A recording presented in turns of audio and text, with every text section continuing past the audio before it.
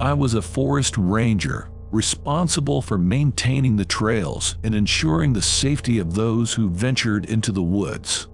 One day, while on patrol, I stumbled upon a terrifying sight. A lone lumberjack, shrouded in mist, was working deep in the forest. He was unlike any human I had ever seen before. His clothes were tattered and worn, his beard unkempt, and his eyes seemed to hold a deep sadness, but also something else, something sinister. As I approached him, he looked up and our eyes met. He didn't say a word, only nodded and went back to his work. I asked him if he needed any help, but he didn't respond. I found it strange that he was working so deep in the woods and without any equipment or tools. But as I got closer, I realized that the trees around him had been cut down, and yet he still had no tools.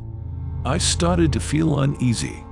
Something about him was not right. I decided to leave him be and continue my patrol, but as I walked away, I couldn't shake the feeling that something was off about him. I felt like I was being watched, followed. I returned to the same spot the next day, and the lumberjack was still there, still working in silence. I felt compelled to speak to him again, but as I got closer, I realized that the trees around him had been cut down, but they were not cut by tools. They were cut by something else, something inhuman. I finally asked him, "How are you cutting down these trees without any tools?" He replied with a voice that sounded like it was coming from deep inside the earth.